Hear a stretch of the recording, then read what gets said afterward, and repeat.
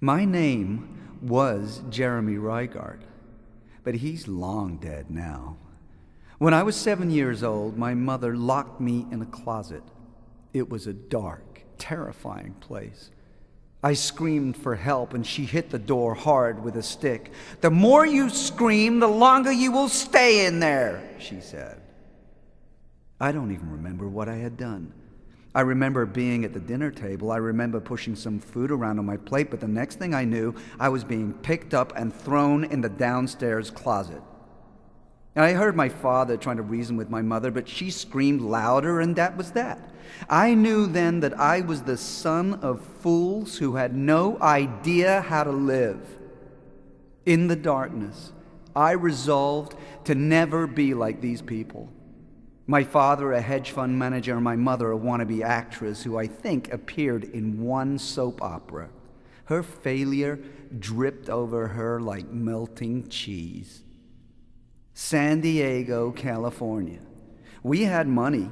We ate out a lot, and Mother wore expensive tacky clothes to impress. I was dressed up like a puppet. Little tailor-made suits. They embarrassed me. My father had no time for me. I knew he didn't like me. You can tell these things. He put up with me. They didn't know who I was. And I would show them one day. But for now, I had to live with these imbeciles until I could get free. If I was smart, I could use this situation, and I was smart. Boy, was I ever. And what's more, I had talent. That's the real reason my mother was so mean to me. She could see that I had real talent, and she was a fake.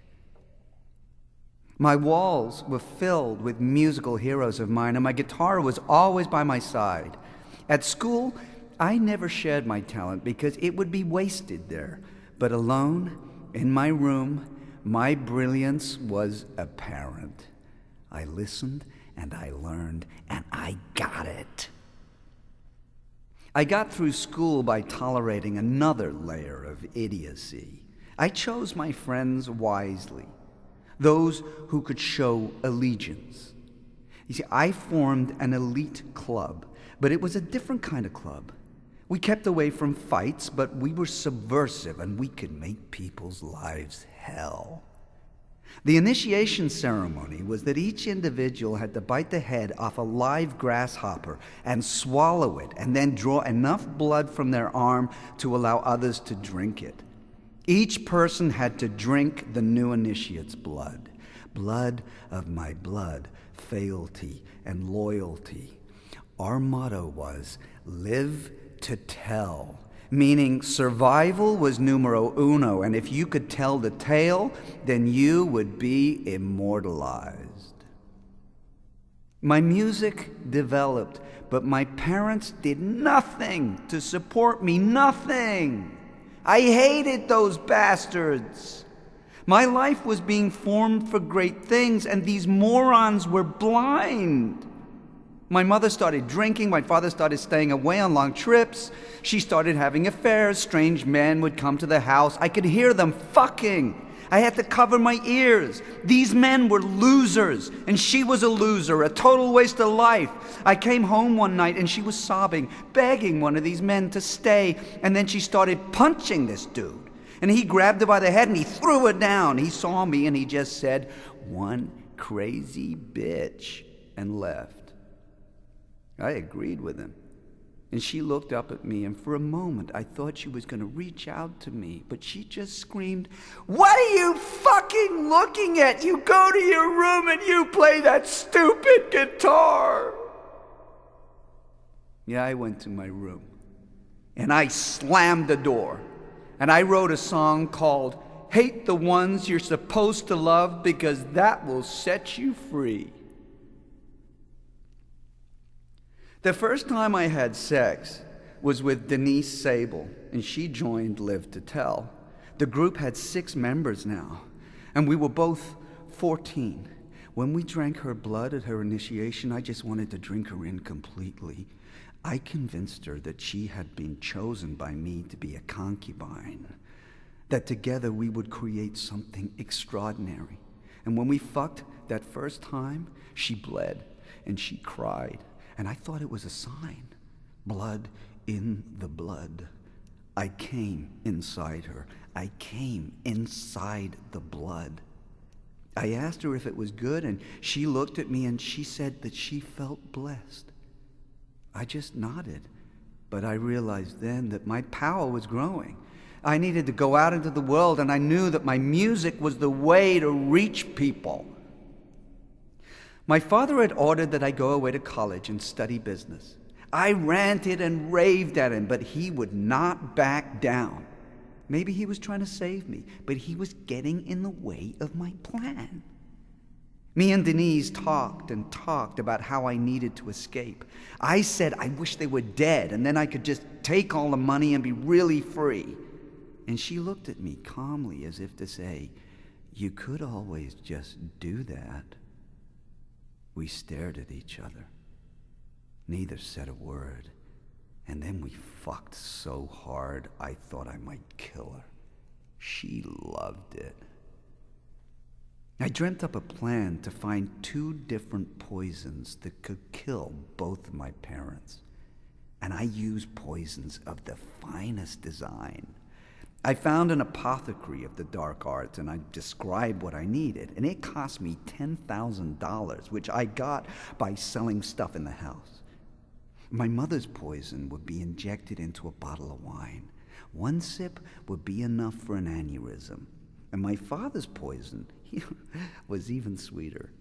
When he was home, he would practice putting golf balls in his study to keep away from my mother, mostly. A small dose smeared on the handle of his putter would be enough to give him a cardiac arrest. If things went smoothly, my mother would start drinking and she would collapse, and then the matter of the putter was only a question of time. On a rare night, when Father was home, I planted the poisons and went to stay with Denise. I didn't even say goodbye to them. What was the point? It went perfectly. Better than I had planned. It was perfect. They must have gotten into a fight. My mother started drinking and immediately passed out. Apparently, my father called for an ambulance. They came and took my mother's body away, and then later that night, either in celebration, alone in his study, he must have picked up his putter. He was found dead the next morning. Everyone thought he died of the grief. What a joke. And I was told that day. The police came to the school, and I was taken out of class and brought to the headmaster's office. I did my best acting ever. I cried and wept and sobbed, and at one point I was almost laughing as I was crying because it was all too good. It was just too perfect, and I was free. I was free, man. It was all mine. The only son and heir, $1.5 million, all mine on my 18th birthday. But Denise was becoming mistrusting of me. I could see it in her eyes. I realized that she wasn't being loyal. She asked me if I did it. I screamed at her and I called her a traitor. I couldn't believe that she would judge me. It had been a silent pact between us, bitch. We separated and never talked again. I mean, I thought about killing her, but I didn't want the killing to become a habit. My parents' murders were justifiable, and I didn't feel great about having to do it. But sometimes you have to do things that you don't want to do, you know? When the time came and the money was in the bank, I moved to San Francisco to pursue my career, and that's where I saw Clarence in a concert. He was doing some kind of new age jazz, funk, soul thing that just blew my mind. It was like a pure transmission, and I wanted him to teach me all he knew about music. I tried to become part of his posse, but he wouldn't let me too close. I spent money on cars and girls, and I bought him expensive gifts. I tried to share my music with him, but he wasn't really interested. And one night, I bared my soul to him, and I wept at his feet. begging for him to listen to me. He said he never wanted to see me again, and he had 2 of his guys beat me within an inch of my life. It was the greatest thing in the world for me. I was lying in an alley, bleeding and bruised, and it felt good. It humbled me, and I was lowly. As I wept alone in that alley, I realized that I was no longer Jeremy Reichardt. He died that night, and Jeremiah was born. So, I moved to L.A. With no recording contract in sight, I used my inheritance to create my own record. I had the songs, I just needed the people. And I found the people, or they found me in various clubs and bars, and when I got a studio, we recorded The Weeping Maze. It was amazing, mind-blowing. I mean, we lived in the studio, we fucked there, we created there, and that's when I first started doing drugs. It was wild, and it was free, and it was just so supremely out there. The bass guitarist was Jake the Rake Johnson. He was responsible for getting our drugs, and one time he brought this dude along called the Minister. He was some kind of chief arch drug alchemist, and he gave us the most amazing high. And I wrote my greatest song on that trip. It took 7 months to make the album. Genius takes its own sweet time. The record was released, and I should have known that the world was not ready for its brilliance. It is so painful living ahead of your time. I entered a dark period then. The band dispersed, I couldn't pay them anymore, and they moved on. I was alone. It was the bottom, it was the pits, man, and all the money had just about gone. And then I had a dream in which I saw the minister, and he was smiling at me, telling me all would be well, and this was just part of the journey. So I went to him, and I told him of my dream, and he looked very serious, and he gave me a special new drug, a yellow ochre powder that had to be heated and inhaled. He told me that 1 hit was enough, but that if I could stay conscious, I should do 3 in a row. He said it was medicine, and it would teach me what I needed to learn. It was a different teaching for everyone. He said, you cannot prepare for this, but you need to be ready. I went back to my apartment, and I took 3 hits. And the rest is history. I saw who I was and why I was here. I was empowered beyond belief by God. Yes, God came to me and showed me who I am and what I must do. He said, the world is yours, and you must teach others. You must lead by example. A new dimension opened up. The floodgates opened, and I was free again, but this time it was on the existential level. I mean, nothing could stop me now.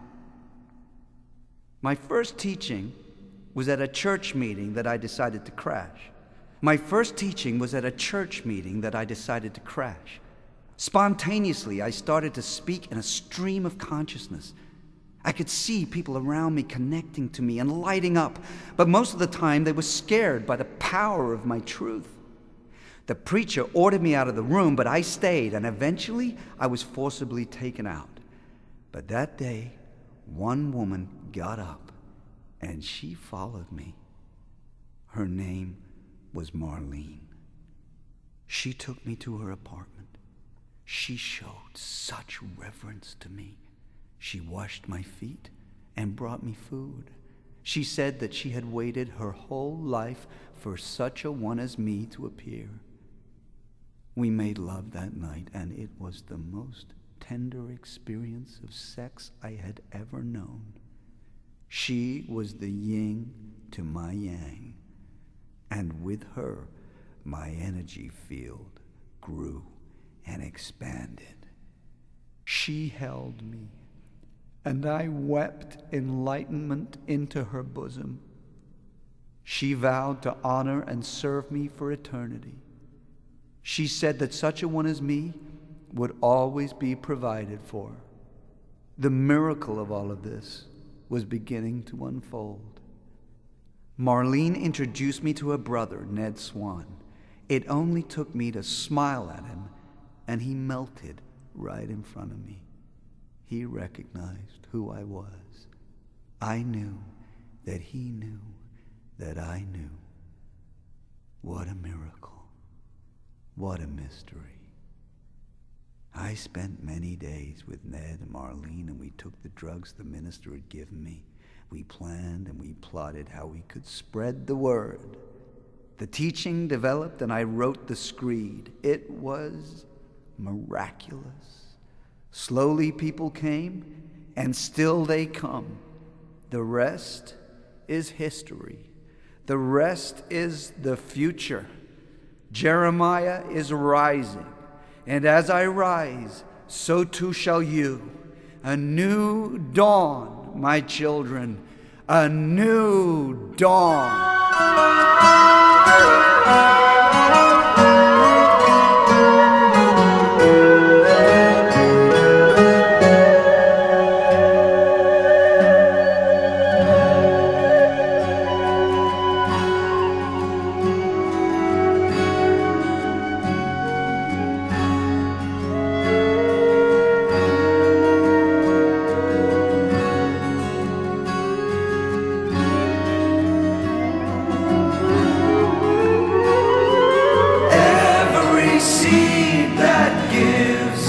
Life, every man must take a wife.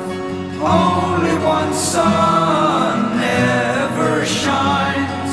Only one sun, yours and mine. Jeremiah Sand was a righteous man whose heart was full of love. He wandered the land on the shifting sands, searching for a dove.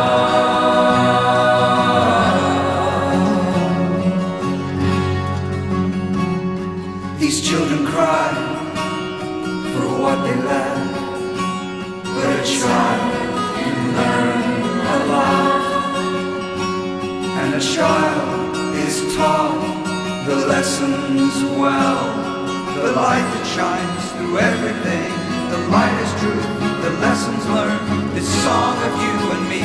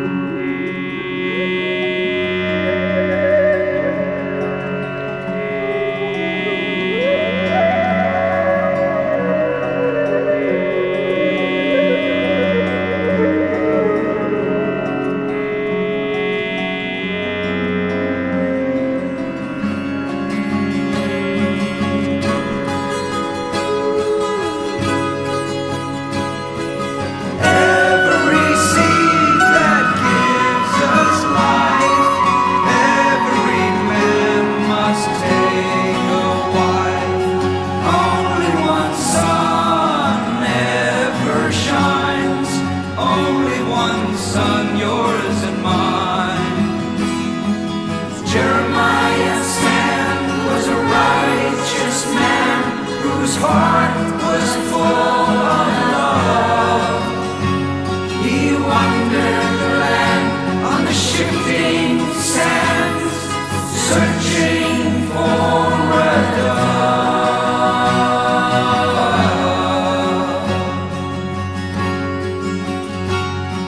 I saw you lost, wandering adrift upon the seas.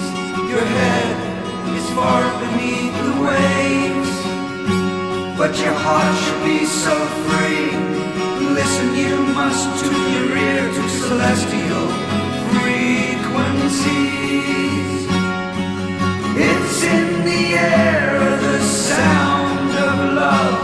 Vibrations of the truth are here, the truth of you and me. Every seed that gives us life, every man must take a wife.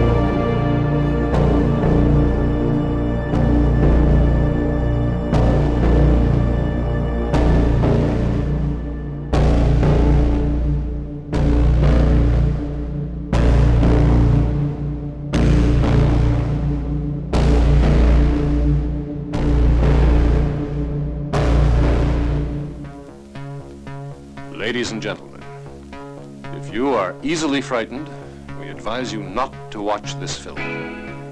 On the other hand, if you enjoy the violent emotions, this film is for you.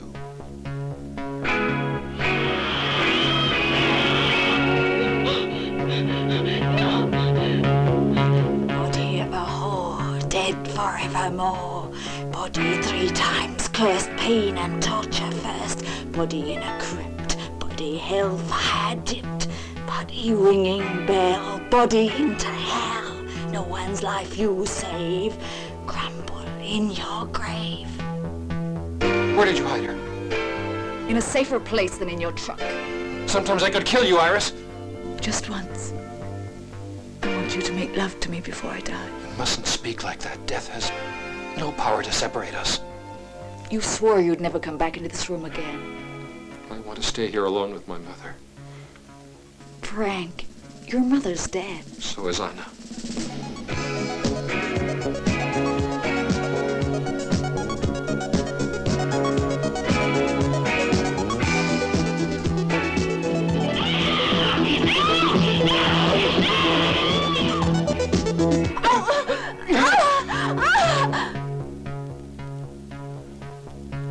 The young girl was reported missing 3 days ago. When last seen, she was in this area. Did you see anyone then? No. Who are you? Police.